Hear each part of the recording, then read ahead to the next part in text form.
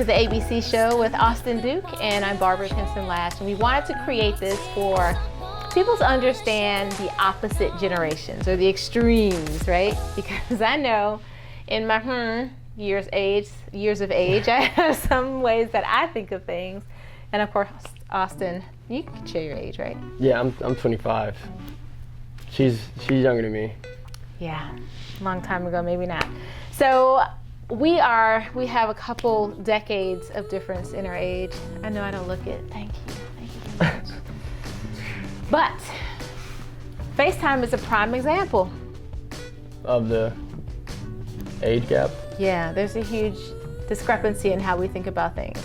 So we thought we would just bring this to you and encourage you to jump in the conversation as well and send us topics, right? We need as many topics. As many topics as possible. Comments, lives, whatever, we need all of them. We need all of them. We're gonna build off of them and give you our perspective, and it may kind of match yours and it may be a little bit different, but that's okay. So. They'll probably match mine more, but. Whatever. FaceTime. All right, so when FaceTime first came on the scene, it was just like, oh, cool, you can connect with your family and friends. That's how, Apple kind of built it out to people. Let's do that to stay connected. What I've learned is, and really from you, because some of the calls that we've done have been on FaceTime, and I'm thinking like, well, I gotta go do my hair, put some lip gloss on. Like, I never show up to a meeting without doing those things, right?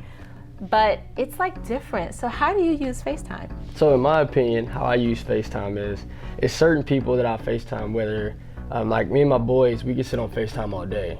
And we don't necessarily have to show our face, but the phone is there. We can be on pause and just going through Twitter or Instagram, and it's more of like an intimate type thing than a conversation, because it's like we're there. So the conversation is a little more intimate and it's a little more close rather than being on the phone or like having the phone on speakerphone up to your ear. But there's rules to like FaceTiming a girl.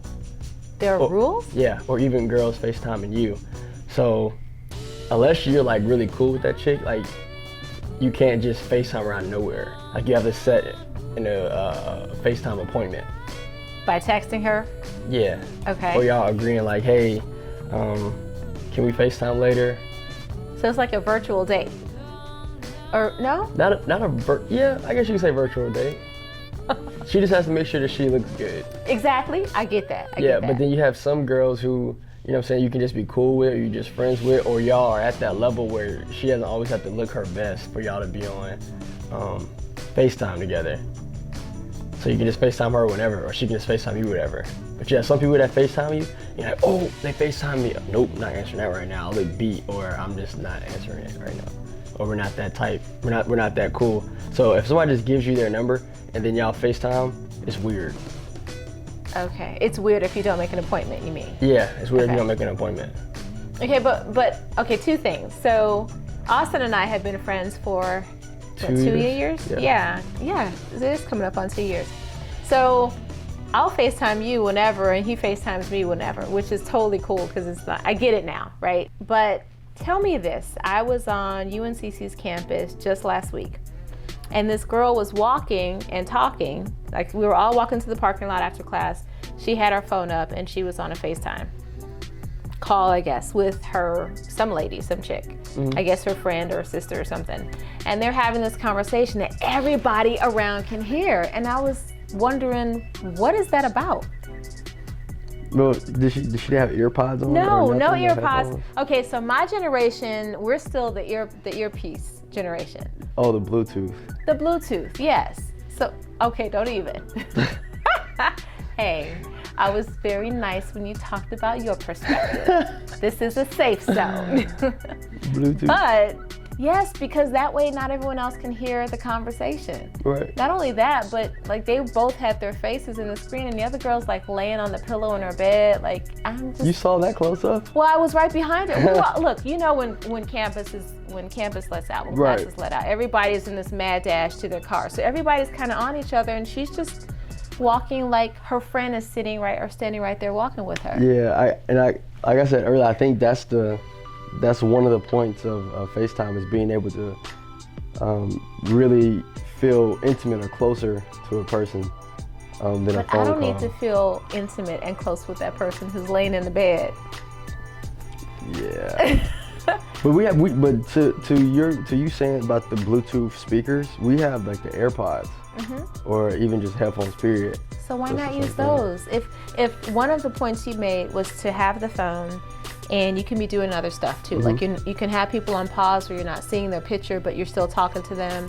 You mentioned earlier before we jumped on camera that you can use it to like look stuff up on Instagram or videos or whatever. And then like send it. Yeah. Like, hey bro, I'm about to send you this Instagram post. I'm about to send you this Twitter post.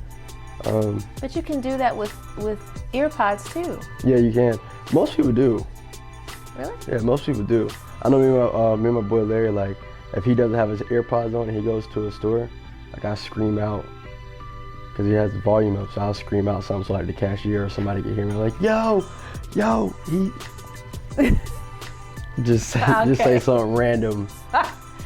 To get him in trouble. Yeah. Okay, I got you. Okay, so why not do that all the time? Well, or do you understand the perspective of now everybody is a part of that conversation? So it happened, and I was at school another day where they have the microwave and the tables and people were just hanging out in between classes. And so she was in there, and it was a very quiet room. It's a small room, probably the size of this room, and she's having this conversation. And so when I walked in to heat up my food, I felt very uncomfortable because they were talking about like family stuff. And I was like, well, I'm not gonna leave and wait for her to be done when she could just put the phone up to her ear. But I felt very weird. Like I was like, well, let me hurry up and at least get out of here and get my food heated up and leave. But it was a public space. You know what's funny? I never even thought about it from that perspective. Really? Because that's how socially acceptable it is now. Like it's not weird. But the fact that you're like really having kind of like issue with it? Yeah, like it's really like, I don't know how to explain it. And I get that too, Austin. And so I guess what I'm saying is, I don't mind giving people space when they're using FaceTime to communicate with each other, because I get it more now than I did before. But when it's a setting where I don't have a choice and I have to be there, I feel like I'm imposing. And it just feels very odd. You know the question, the answer for that? That's not your fault. That's their fault. They need to put AirPods on. That's the answer to that. But if I tell them that, who's this old lady telling me to put earpods on? No, they need to put headphones on so everybody doesn't hear that conversation. I think that just goes like without saying. Like like it's still a private conversation. And not everybody does FaceTime right. People don't do a lot of stuff right. I didn't know there were rules. Yeah, there's definitely rules. But in our generation, everything is unwritten rules. It's just like if you feel a cringe or you feel like, could this be an issue or would this be weird? Like that's the rule. Oh, it's based on intuition? Yeah. Okay, like, break down all the rules for us, because I think my generation. I'm a rule breaker, so sometimes I don't even know the rules. But I do know that like thirst traps, like you're not supposed to thirst traps. This is like Instagram, like thirst traps. Thirst traps? Yeah. What's that? Like if you post a picture that you know is gonna like get a lot of attention as far as like sexually or just provocative. Yeah, like that's considered a thirst trap, and you know what you're doing. And if you're okay with thirst trap, then that's fine. But that's just what it's called, a thirst trap. Okay. Like you being thirsty for attention. Oh, isn't that what Instagram is all about, though? Just but a it's different like, kind of attention. But it's like that. It's weird. It really is. It's weird because it's like when you on Instagram, you're doing things for a certain type of attention. Like either you're pushing a product or you're expressing yourself, or you just like the picture and you want everybody to see it. But ideally, I guess like the ideal thirst trap is like a girl posting a picture in her bathing suit, like a mirror picture, like a mirror selfie or something like that. Like I don't know, it's just one of those things where it's like, girl, you just want us to look at your chest. Okay, you know, we're gonna have to do a complete episode on the mirror pictures, because that is like pet peeve. It's weird. Like if you scroll through Instagram and anything that kind of makes you cringe, it's like. Okay, but what about the FaceTime ones? Like, how do you don't? Oh, the FaceTime rules? Yeah, like stuff that you know before the cringe factor. Oh, the FaceTime rule, that's really just, like don't be the weird dude or girl that just FaceTimes people that you don't really know like that. Okay. unless it's like y'all are at an event where y'all trying to meet up, and it's like, hold on, let me hit them up really fast. You don't call them on the phone. I feel like okay, here we go. Phone conversations are more for serious note. Like, hey, I need to get on the phone and talk to you about some serious business. Okay. Like that. And then FaceTime's more just like, it's just more free and open. Like, yo, I got a friend right here next to me. I don't care if y'all hear the conversation. Like, yo, yeah, dude, we're here. Like, pull up. Party's lit, blah, blah. You know what I'm saying? It's the atmosphere of it's better. Okay. It's more free. Well, I understand better your perspective when it comes to FaceTime now. Mm-hmm. And I heard you mention that you see it differently a little bit too when it comes to, you know, people listening in around. So I think we met in middle ground there, right? Mm-hmm. Because that is weird. Yeah, it's very weird. It is weird. Somebody just starts having an intimate conversation in front of you. You don't really know how to navigate. But I've never really been encountered that though. That's good. It's good.